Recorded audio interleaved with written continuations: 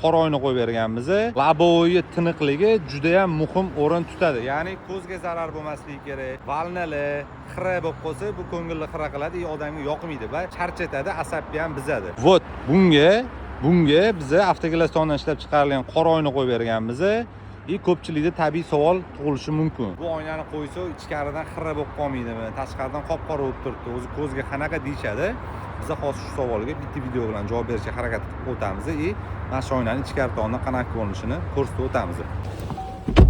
Ko'rishingiz mumkin, yon tomonlarda tonirovka bor, bu yoqda ham bor.